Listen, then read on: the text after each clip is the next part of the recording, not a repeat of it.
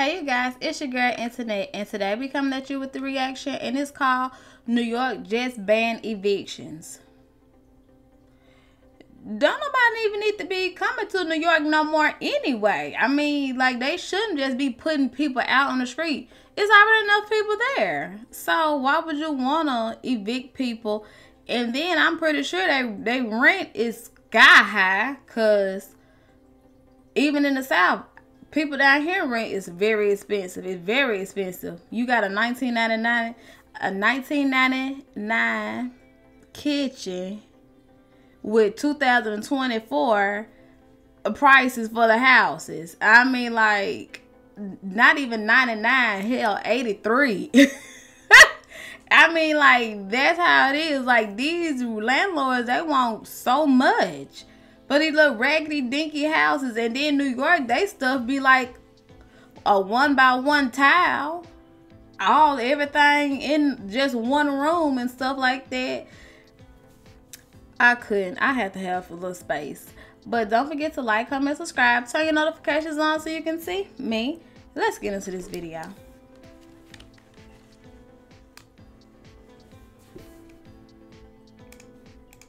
Good cause eviction sets limits on how much landlords can raise the rent. The measure also mandates that a landlord show good cause when evicting a tenant, even after the lease expires. And as you can imagine, this measure is very controversial. So New York has now effectively banned landlords from raising rents, which might sound great to somebody who pays rent, but critics say no rent increases means nobody's gonna move. And with New York City already in a housing crisis, this could make the available supply of apartments even smaller.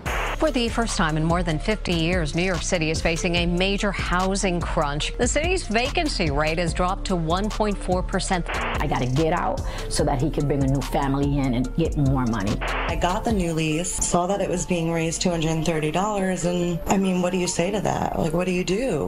Legislators say the law would have disastrous consequences because it would be difficult to evict disruptive, destructive tenants even after their lease expires. Average wages in the city increased about 1.2% last year. The median rent soared by about 8.6%. Good cause eviction is not going to inspire new building, leading to not only fewer rental units and higher prices, but also fewer jobs and a weakened New York. Here's the reality. When the demand outpaces the supply of housing, all renters lose.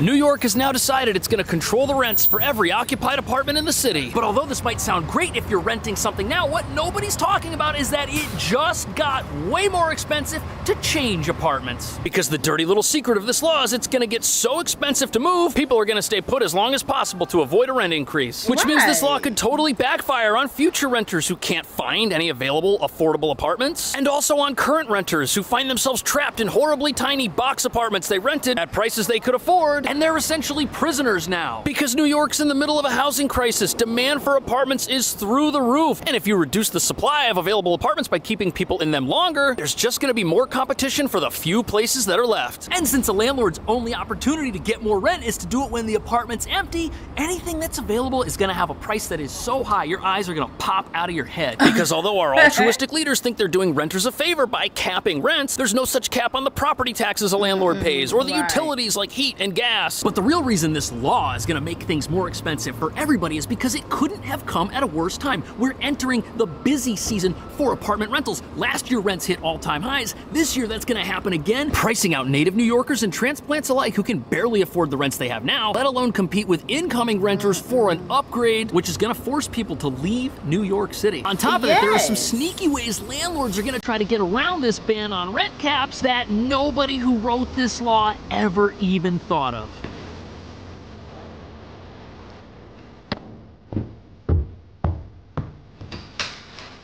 Golly, door came. Oh, the door almost touching the wall. Oh, that's small. That is small.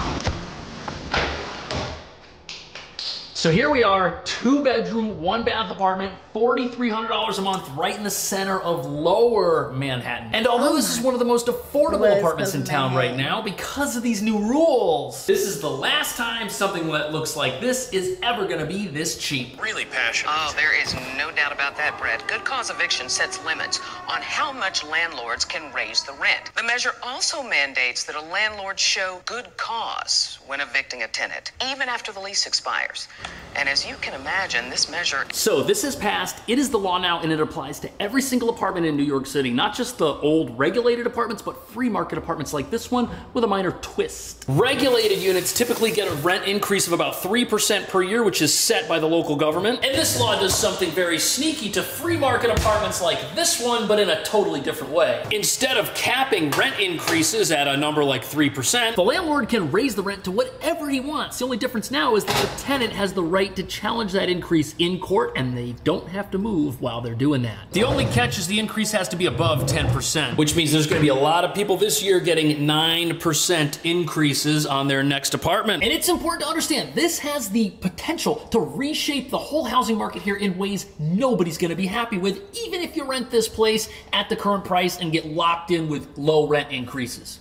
But before we get to what those might be, you've got to understand this law is highly controversial because if you rent now, it looks like it's going to be the best thing ever. And if you own a place now like this, it looks like it's going to be the worst thing ever. So which is it? Because right now you've got renters saying they can't afford the current rents on apartments, which are incredibly expensive in this city as it is. Yet landlords have their own costs for maintaining apartments, maintaining buildings. They've got to pay for utilities. And those costs, many say, are unaffordable at the current levels of rent they're going to be able to collect. So this could actually bankrupt landlords. I gotta get out so that he can bring a new family in and get more money. Because if you see the brackets on what rents go for, this house he could put up for a lot more money than what I can afford.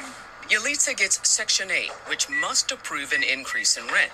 Her landlord wants her out by the end of the month. By phone, he told me it's not... So definitely in this video, that particular renter, this law is gonna help her because she's got nowhere else to go if her rent goes up. And apparently her landlord thinks it's got a higher value than what she pays, so he wants to try and make good on his investment, which means he wants her to move out so that he can get a new tenant in who pays more money. And the I really feel so sorry for these people. I really do, because just, okay, like, what if they do that just out of nowhere? Kind of basically, I think, like, what they doing to her. Like, that's a lot to just all of a sudden just move your family and then just you have nowhere else to go. You can't do nobody like that just because, you know, your investment, you knew what it was when you told her she could go in there. If she had like HUD or something like that on Section 8. I mean, I feel sorry for the people in New York. My heart really goes out to them. Did you see how nasty it was?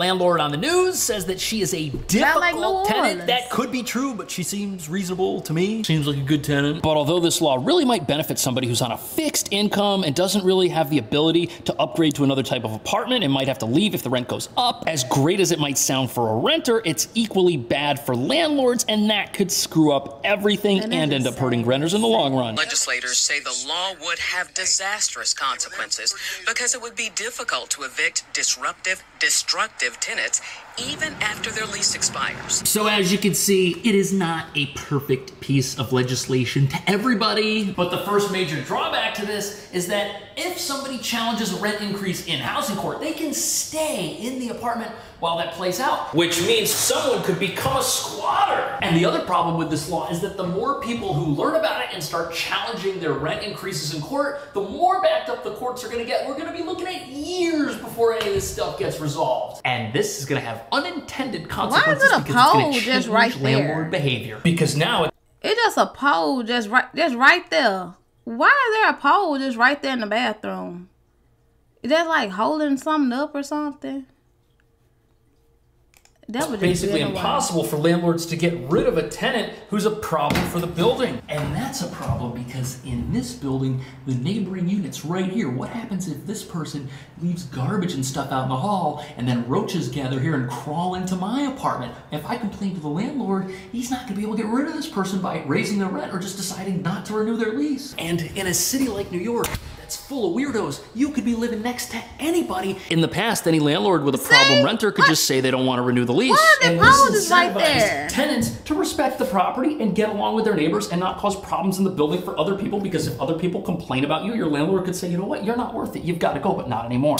Now, you might be thinking to yourself that this law is called good cause eviction, and if a landlord has a good reason to get rid of somebody, they should be able to do it, but the problem with that is you gotta prove it to the satisfaction of a progressive judge who probably doesn't like landlords too much. And we've got evidence this will be how things work based on how housing court works now. For example, in today's housing court, if a renter squats, doesn't pay rent for 6 months, and then gets kicked out, landlords never get the back rent as damages. They just get possession of their own apartment again after earning nothing from it, and possibly having to do extensive renovations because the squatter destroyed the place. But the next way this new law is gonna jack up prices for just about everybody is even.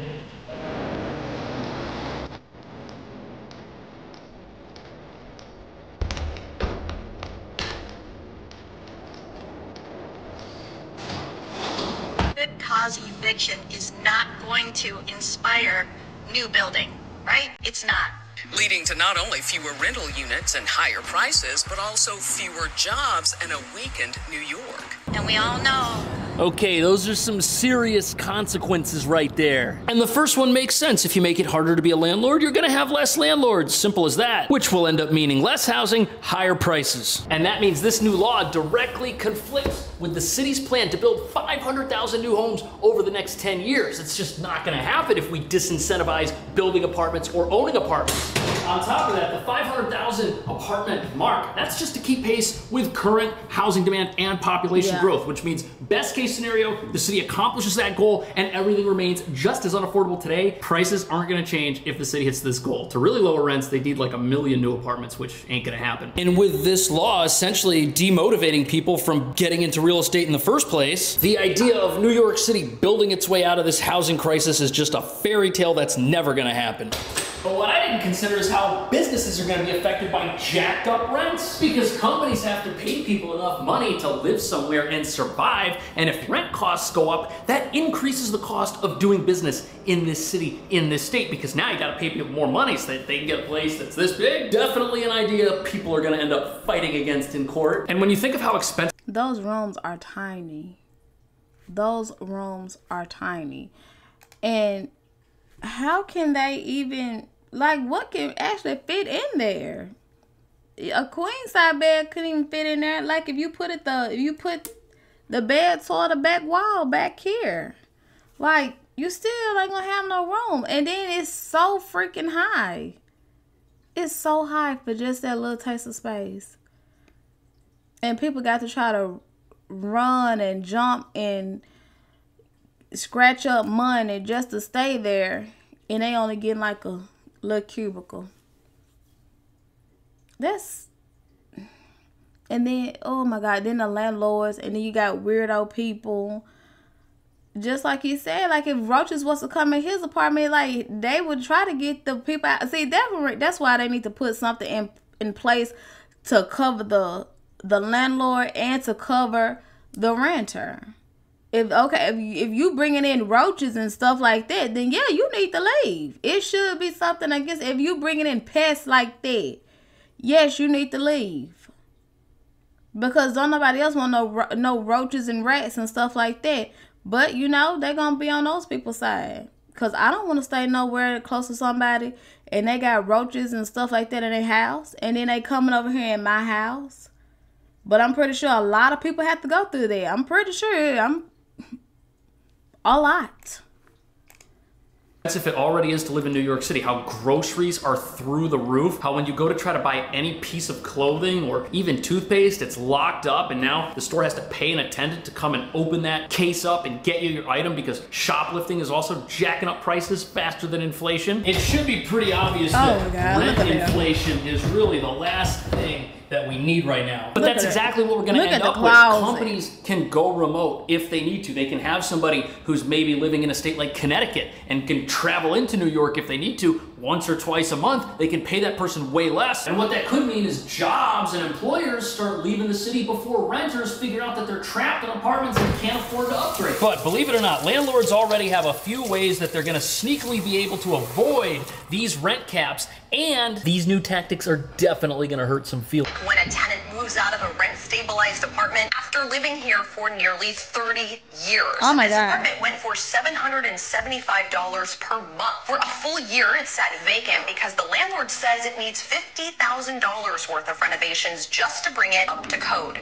So here we have an affordable apartment that's vacant because it can't be fixed up in a way that the landlord considers to be profitable and a good investment. This place is twice the size of the one we were just in down the hall. Sure and it's is. only $100 more a month, but the renovations are going to stay the way that it is because it's so big, it would be super expensive. But at least here the owner has the option of doing something. If this were a stabilized apartment, it would be frozen in time like this forever. Because with a lot of stabilized apartments, you can't raise their rent, which means you'll never get back the money you put into fixing something up. This particular place, this is going to rent the way that it is. Maybe the price changes a little bit, maybe the tenant negotiates with the landlord, but a stabilized apartment that is like maybe $400, $500 a month, if it really looks bad, that apartment's gonna disappear from the market forever, decreasing housing supply at a time when we need it. In fact, it's estimated that there are 20,000 stabilized apartments all over the city that no one will fix up and that nobody's ever gonna live in, which is essentially half the number of apartments we need to build every single year for that 500,000 plan over 10 years. And that makes it sound like New York City could solve its housing problems if it wanted. Many such renovations have been unaffordable for landlords because of a New York law that caps rent-stabilized increases of 3% in order to tackle housing affordability in the city. You know, that's crazy how much money people are losing just because they're not allowed to take something that they bought and then improve it as they see fit in order to make money and run their business. And now with this new rent law capping every single rent increase, landlords are going to resist. Let's say this is your place and you get 20% or 15% every single year. Well, now that this law caps that at 10%, your starting rent at year one is gonna have to be jacked up so that over the next 5 years, this place makes as much money as you had projected. And you'll probably get away with it because supply is now artificially depressed. But jacked up starting rents aren't the only trick landlords have up their sleeves. There's another way they can rent the apartment at a higher price, which doesn't reflect itself. And the way that's gonna work is when landlords rent a place, they're gonna charge a really high rent. Like let's say $6,000 a month. But if they only wanna get around $4,000 a month, you could rent an apartment like this, but only collect $6,000 of rent for 8 months. You could give away 4 months of free rent, which would mean the place is $48,000 for the year, and every single month you're collecting an effective $4,000. And believe it or not, landlords are already doing stuff like this. Look at this apartment right here. It's a $3,600 gross rent, but it nets out to about $32 because you get a month and a half free. And what that means is whoever lives in a place like this for the first year, they're gonna pay about $3,200 over the 12 months because that's the net rent. But when it comes time to renew, if you're a bad tenant, you're gonna have to renew at a price that is increased on that $3,600 amount. And since there's no law against giving somebody a free month or 2 or 3 or 4 of rent, we're probably headed in a direction where every single apartment has an unaffordable rent and you get free rent to stay, and if you're good, you get free rent to renew. That way there can be a legal rent increase, which is below the amount required to trigger a court case, and tenants that landlords don't want will have to move out. But there's actually another component to all this madness nobody's talking about. As a result, property values have plummeted 60 to 70% over the last 5 years, a degradation that is now trickling down to the property lenders, New York Community Bancorp being the poster child of this phenomenon. So this could be bad for the banks. Let me ask you a question. When in recent modern American history have banks ever been the losers for any reason? Never. That's when. And if you think banks are gonna sit idly by while their mortgagees foreclose on all these buildings, there's probably another angle to this that none of us are seeing right now. I don't think there's any way they're gonna take that. And that's because big money doesn't lose money. That's not how they work. But this dumpster fire fire probably won't start for a couple of years. There's gonna need to be financial pain. Landlords are gonna have to start neglecting their properties, letting them fall apart while people are living inside of them, while at the same time failing to make their mortgage payments. Once that happens, and once banks realize that they're not only losing money because the owner of this building isn't paying their mortgage, the building itself has no value now because it's an absolute train wreck, something's gonna be done. And the most likely outcome will be banks pressure their willing political allies to get them to I wonder why they're not making like the people pay for the property that they mess up. Because I know like they get like first and they deposit and stuff like that. But they deposit supposed to be for any damages and stuff like that. But what about when the damages is just so much over their deposit? Like when a person live in an apartment for 30 years or something like that, you know, like that's common for wear and tear and more than they deposit. Because I'm pretty sure they probably didn't put down a very high deposit. So they just lost money on that. And I feel like maybe like they should get at least some of their money back. At least like because that apartment, it was towed up. They can't even rent that apartment to no one. They're going to have to just call that a lost deal. Me personally, sometimes I get greedy. I take them to court. I'm like, oh, they're going to have to give me a list something, at least $500 or something like that because their deposit wasn't even that much. But what they could do is like kind of jack their rent up or whatever like that to kind of ease that money back in. But you know, they probably ain't going to do that. Well, I know they're going to jack their rent up, but they're going to be for the wrong reason.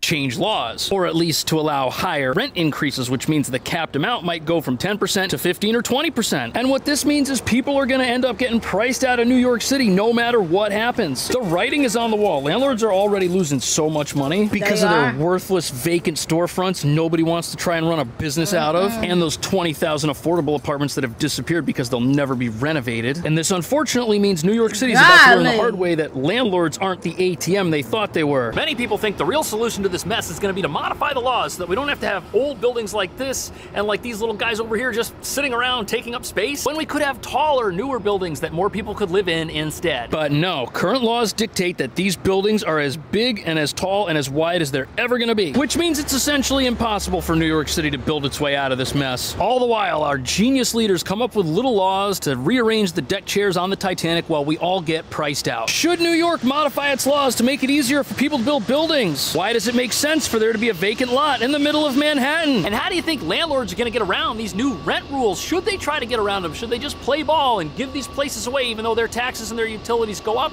Let me know what you think. How would you fix New York's housing crisis? I'll see you in the next video. You don't want the whole world to know.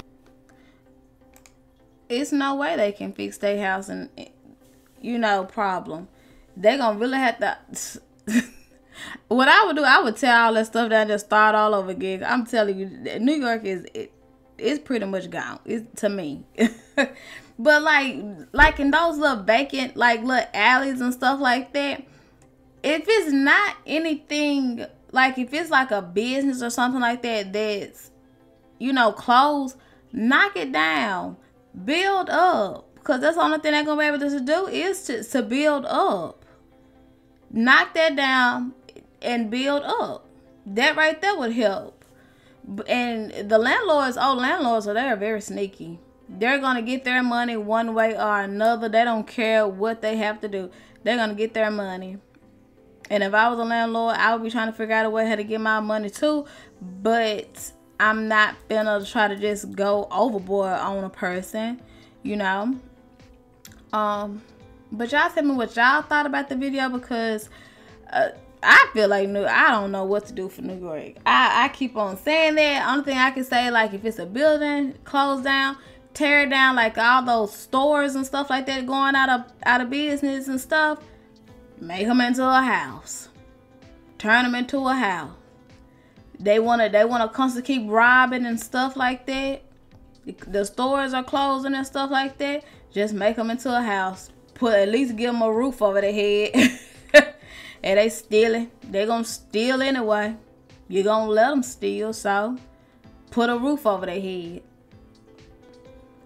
But I will catch y'all guys in the next one, and I'll see you later. Bye, you guys.